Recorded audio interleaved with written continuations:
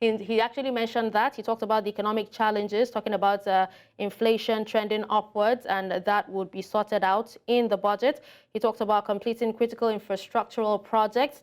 He talked about funding education and talking about how the student loan scheme would come into full effect beginning January, closing financial leakages, you know, and he said this budget as a whole will be in the interest of Nigerians, and only key projects in the budget should be included within the budget. He also talked about job creation and a host of others. Now, to discuss this further, I am being joined by Senior Manager at Andersen, Nigeria, Sustainability and Energy Analyst, Temitope Kolade. Also joining me on the news is an economist, Dr. Ogho, Okiti. And also, we have in the studio, Akin, Fatunke, an economic analyst, and he's in the studio to further discuss, you know, the 2024 budgetary allocation with me, Dashen, Usman. Good morning, gentlemen, and thank you so much for joining me in the studio. Thank you very much, Dashen. All right. Okay, so I'll actually begin with you, Akin Fatunke, in the studio with me. He's the economic analyst, and he's in the studio right now. Taking a look at the 2024 appropriation bill and everything that the president has said, I'd actually really like to know your thoughts on it generally. My thoughts on it generally is hope renewed, hope agenda, hope that at the end of the day, we'll be able to walk on two legs, two hands, and we are going to be able to see. You see, Daphne, the issue with budgets in this country, especially, is in implementation and the way it's supposed to speak to Nigerians. 27.5 trillion, the highest ever so far in our history, goes without saying that the 1.5 trillion that the METP has, in a sense, approved initially at the time of the last regime and now continuing, it's a welcome development if, I repeat, if it is going to go into the areas Mr. President has enumerated. I will, for the love of it, want to remember one of the more colorful finance minister, the late Omoyele Kuye, who came at one point in time some years back, did exactly what Mr. President seems to have done, and so many other people have toed the line. I am going to say that the devil is in the details. One of the details that Nigerians are looking at is, do we trust you, Mr. President? Do we trust your government? Do we look at the expenditure side, which, like you said, is going to be much more efficiently managed? I have no doubts that I should doubt you on that. But the test is in eating. I want to know what we are going to be doing with the procurement that has gone off the roof, the ways and means that has not helped our country. I am very confident, personally very, very confident in your Minister of Coordinating the Economy and Finance, Wale Edu, of course, naturally working with Dr. Cardoso, that we are going to be looking at the price adjustment. I am happy for our country, and I'm happy, Mr. President, you also have acknowledged the fact that the international community, okay, talking about the FDB, is already supporting you with specific loans to tide over some things. We must see that happen. We will definitely come back to you on that. Now, let's forward the next question to Temitope Kolade. Now, this is Mr. President's full year budget to the National Assembly since he took over power. Now, what I want to know is, are you hopeful that this is the dawn of a new era, or will it be business as usual? I am hopeful, and that's the only way to really stay alive, right? I mean, again, going back to what Mr. Fatunke said, you would understand that the devil is really in the details, right? I like the fact that the president did make mention of certain things around giving us some transparent implementation, accountability, and all of that, which is where we really want things to happen, right? I'm not surprised that we're having a budget of 27 trillion in 2024. I actually think that if you do per capita, it's still below the expected. And the real issues for me, it's where the revenue is coming from. I'm worried about the fact that we're still carrying debts of about 87 trillion naira as a country, and that's about, I mean, a whooping it's 8-point-something% increase from what we had in December of 2022, right? These are the issues for me, things around the fact that, you know, our debt is no longer sustainable. If you do it per GDP, per revenue, fiscal responsibility is way out of the roof, right? Those are the issues. And we really need the government to walk the talk.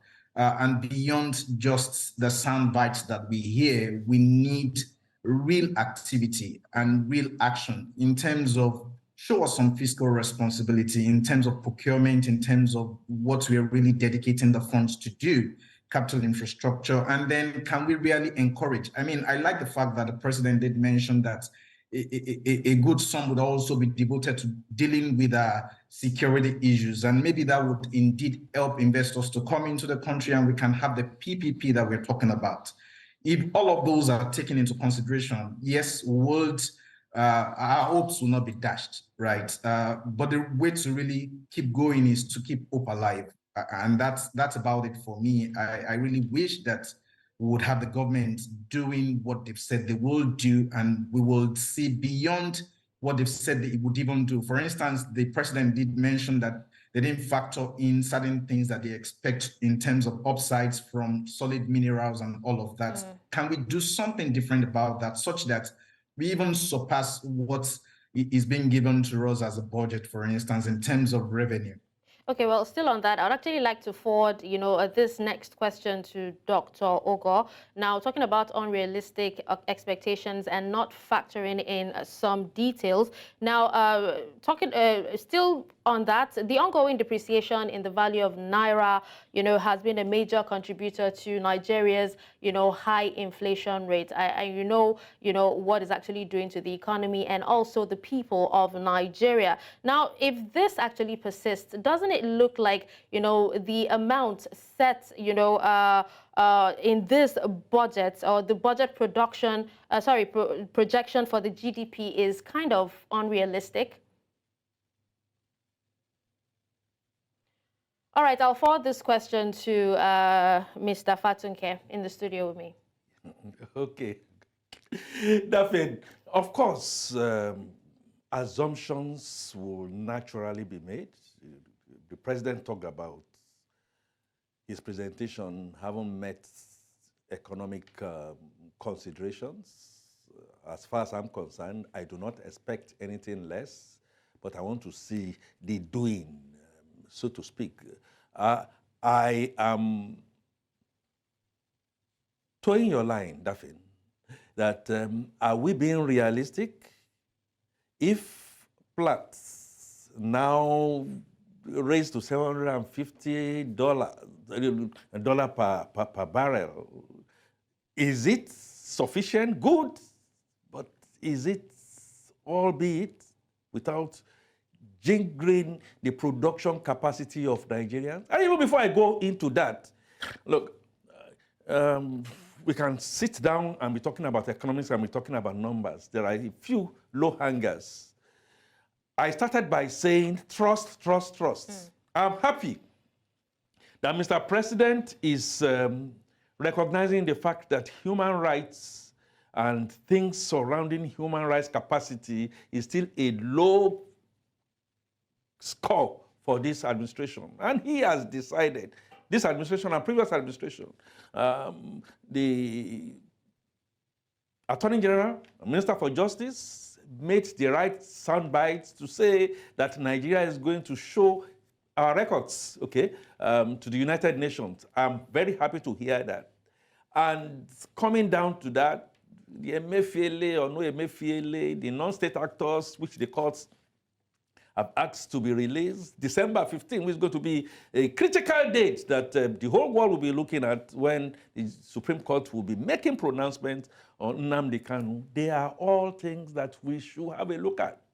I am happy that Honorable Abbas made a statement in there. One of the statements he made is that we are going to look at some of these assumptions you've made to see how realistic they are. I want to believe they should and they must.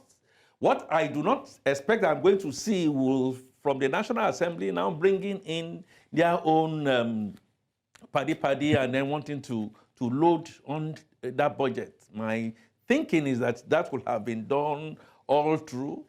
And finally, still talking about trucks deficit, Dashen, the average man on the street, what the Pepe side economists, the latest Kotoyo will call it is motor park economics, is looking at this, that what is in for me? How much of the facts, looking at the expenditure side, is this federal government, the states, the National Assembly are prepared to put forward and say, look, I'm going to have to do without this. Not necessarily because we don't need it, but because we want to just enhance the outcome. 18 trillion. 18 trillion. Yeah, you could just mention any number. But how? How are we going to do it? And I believe that Ms. Usman, is up to her game. She is the monitor that is going to be looking at each of the ministers in terms of what you call their scorecard. All right. We must continue to see that. And Mr. President, finally, thank you Mr. so President much for should that. not just think that he's going to say this. We want to be seeing you talk about this on a much more regular basis. All right, thank you so much for that. Now let's, I'm being told that Dr. Okiti is actually here with us. Thank you so much for joining us once again. And what I want to know is about this particular budget. Now, are there significant changes or even reforms that were proposed in this 2024 appropriation budget, in comparison to that of 2023? Were there any significant reforms? Well, I mean, the president did not give so much of the details, so let's bear that in mind. What we have today is a summary of the budget. At least as the top line figures, you have the revenue expectations, you have the deficit, and of course you have how it will be funded. I mean, the key metrics, oil price. That is what we have seen today. So we don't have details of the budgets in terms of reforms. But having said that, bear in mind that there are two major reforms that have already happened under this administration, and that's the fuel subsidy removal, at least to a very, very great extent.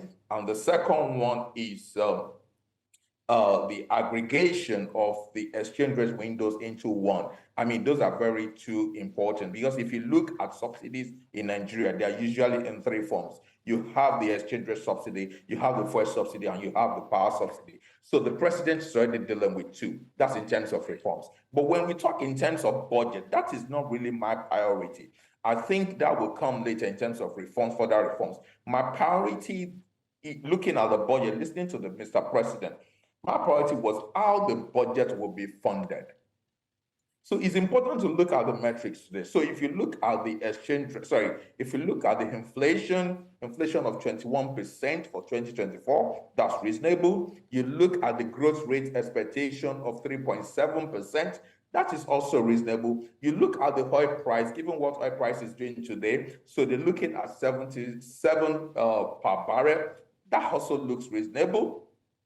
However, when you look at the 1.78 million per barrel production, I believe they have taken into consideration the condensate production, but even at that, I would have preferred to have it lower than that, just in case that the oil price does not match up the 7 to 7 in 2024 on average. So that is the key metric to me. Now, when you look at the deficit, So before the budget, if you asked me, I would have said, look, I'm looking at a situation in which we can slow down the growth of deficit by at least 50%.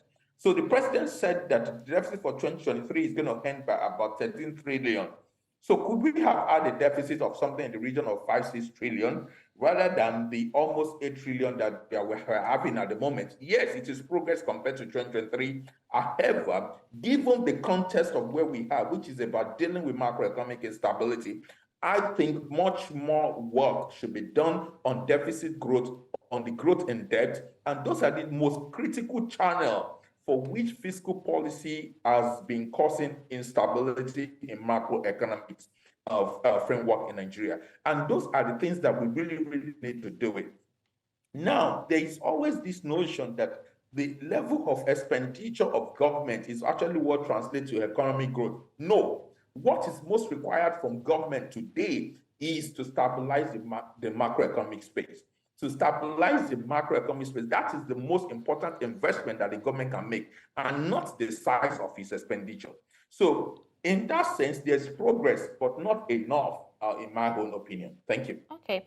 Okay, now let me forward this question to Temitope. Now, the president did say that he will be closing, or his administration will be closing financial leakages as regards this budget. And, you know, we already know, what happens when a budget is out, talking about padding and, every other challenge that actually comes with, the budget. Now, I want you to tell us, how do you think the issue of corruption and also accountability would be tackled when it comes to, budget? Okay, thank you very much for that question. Dealing with leakages is something that it has to be from the top. The tone at the top, for me, it's very critical to handling that issue. Otherwise, what we're saying will be left at just making a statement that everyone wants to hear, right?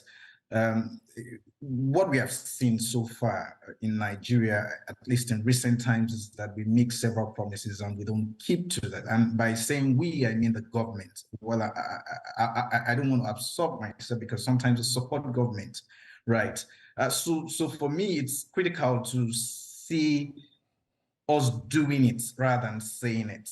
I think beyond saying it, of course, the president did mention things around value for money, and you would expect that maybe the Institute of Chartered Accountants of Nigeria would also be involved in doing some value for money audits, just the same way we had some government agencies and maybe some private firms to audit what had happened with the CBN at some point. But we've not even heard so much about the report that came from that, right? So for me, it's always very important to say, let's step back a bit.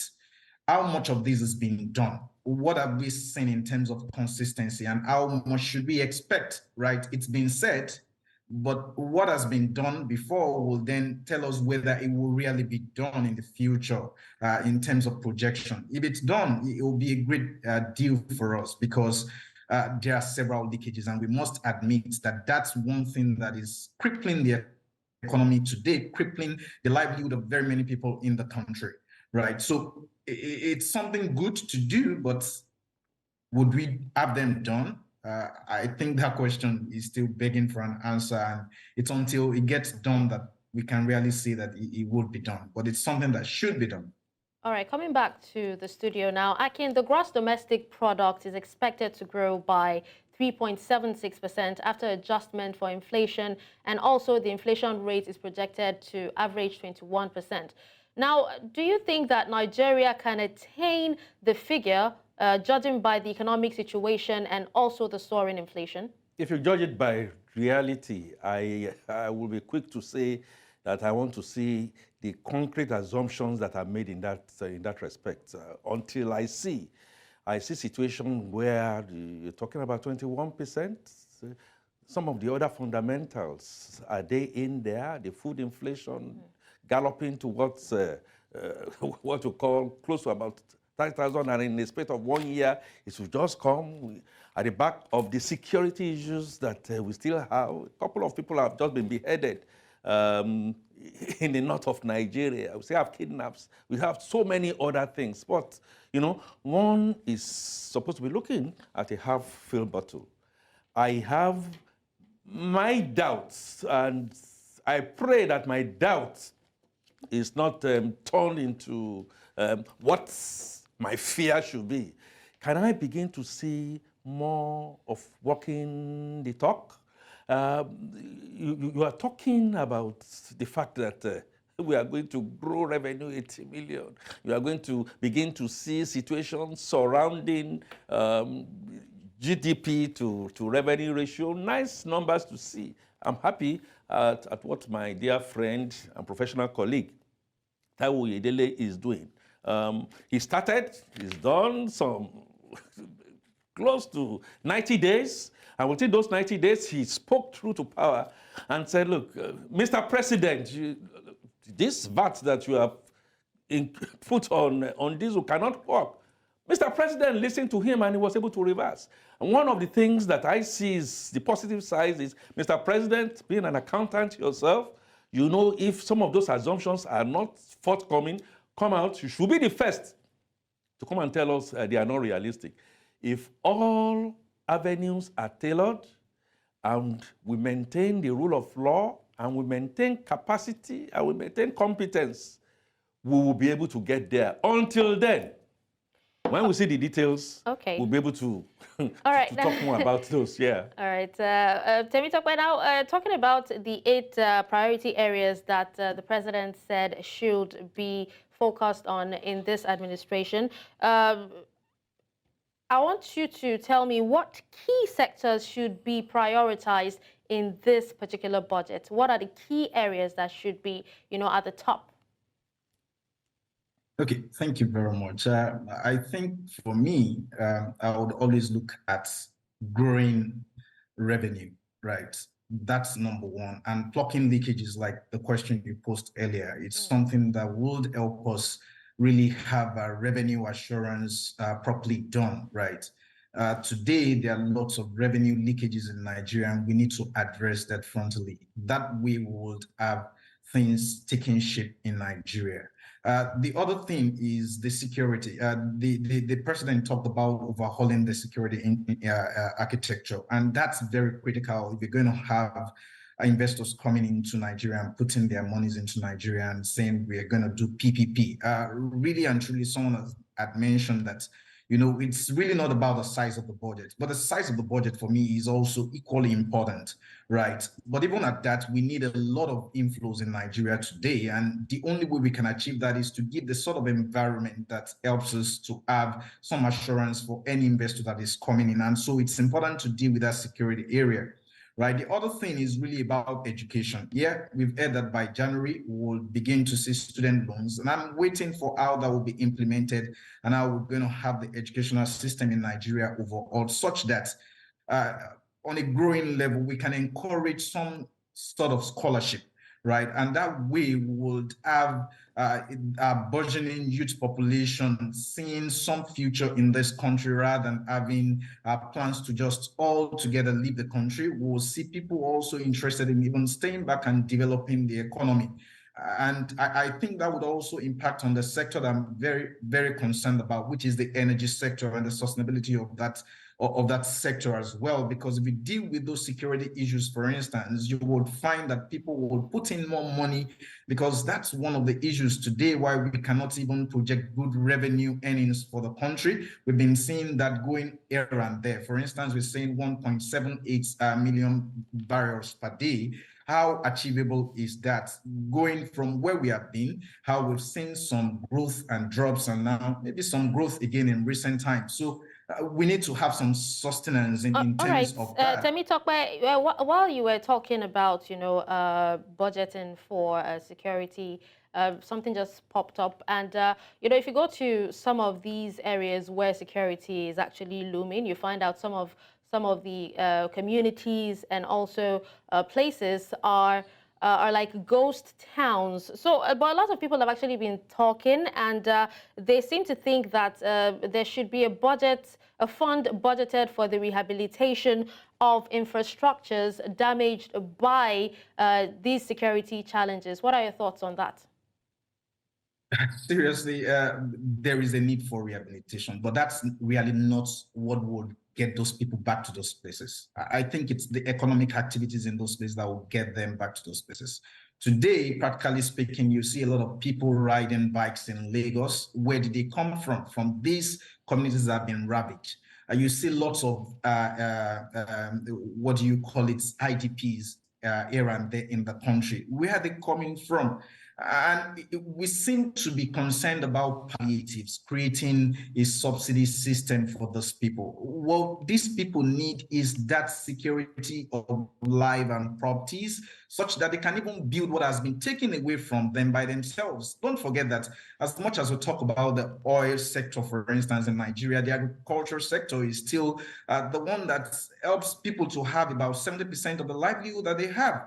And unfortunately, that is strengthened by that insecurity issue. So really and truly, it's not so much for me about building those, whatever it is they want to put together for them in those places. It's about giving them that assurance that they can resettle back into those places and they can make life comfortable for themselves in their own little ways and not have threats to their lives here and then. Thank you so much for that opinion. Thank you so much for that. Now, let's move on to Dr. Okiti here. Now, the budget is also with an increase of about 7 trillion naira from the 2023 appropriation presented by former President Muhammadu Buhari last year.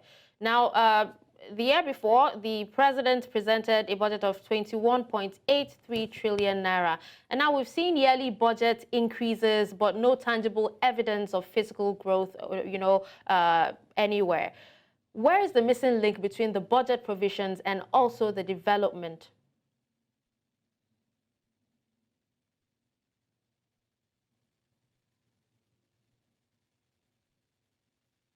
Doctor, can you hear me?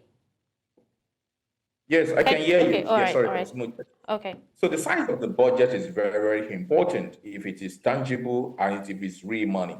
But most of the budgets that we've had, especially in the last few years, have been what I call phony budgets. So you just pile on the deficits and you approach the Central Bank of Nigeria to print as much as you can, but there's really, really no connection between the budget and economic activity.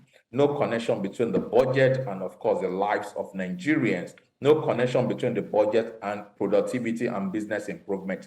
So that is the kind of budget we don't want. So that is what I mean by it is not about just the size of the budget. It is how the budget is funded.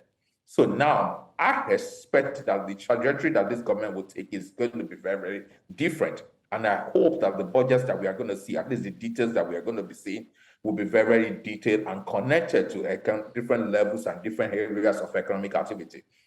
So in terms of also looking at the budget and why it has not performed the way we expected to be, apart from the deficit, the large, huge, irresponsible deficit that we had in the past, is also you also have to look at what are the priorities of the economy. So in terms of revenues, the priority should always be, what do you do about, for instance, oil theft, and ensure that you get your revenues in? What do you do about the gas flaring to ensure that LNG, for instance, have the gas that they need to produce, move from train 6 to train 7 and even further trains? That is one. So how do you secure your resources and ensure that your revenues are in place? That's number one. Then the other thing that you want to do is that, look, how do you ensure that your budget connects to the growth in productivity? And if you are talking about productivity growth in Nigeria today, you cannot talk about productivity growth without electricity. So it is not just about just coming up with numbers. How do these budgets connect to productivity growth? So if I am, whether it's small business, whether it's large businesses, I mean, there is a problem with electricity. And for 8 years of the previous government, I mean, we were just stuck on the same position. So how do we ensure that we begin to see the relevance of budget in terms of both revenue, in terms of expenditure, and connecting it to economic activity? And that is when budgets begin to make sense.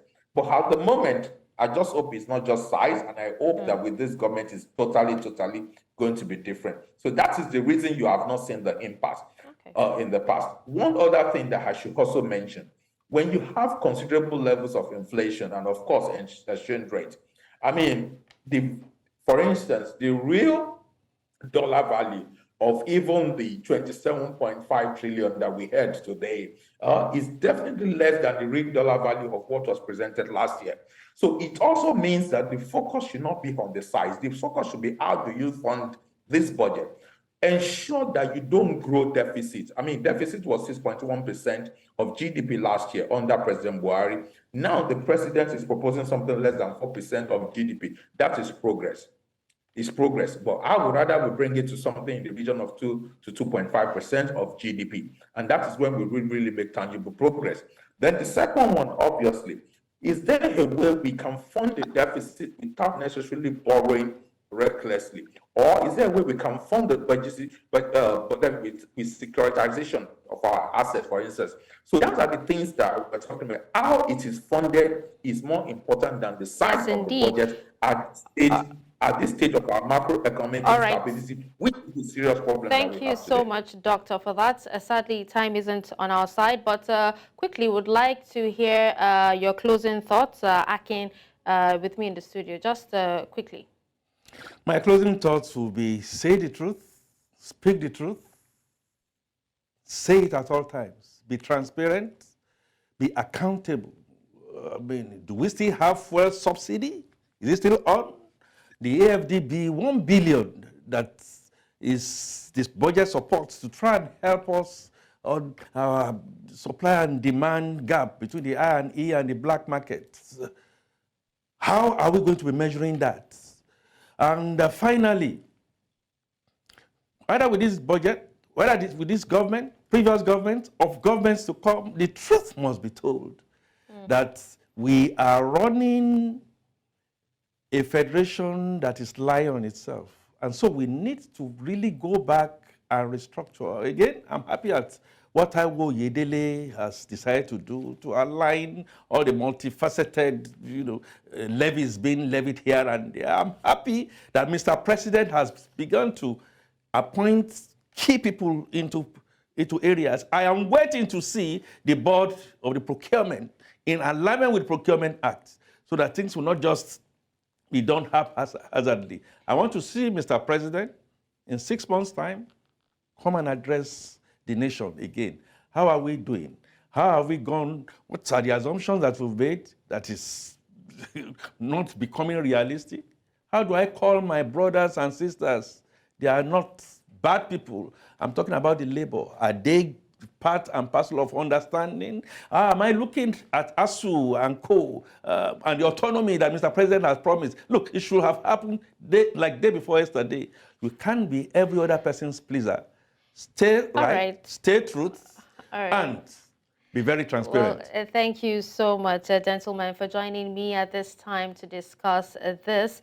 Rest assured that this discussion has not actually ended, and it will continue on Village Square Africa, which will be coming up at the top of the hour. Thank you so much, Temitope, Kolade, Akin, Fatunke, and Dr. Ogho, Okiti, for joining me at this time. Thank you for having us. Thank you so much for watching. Thank you so much for watching. I'm Dashen Usman.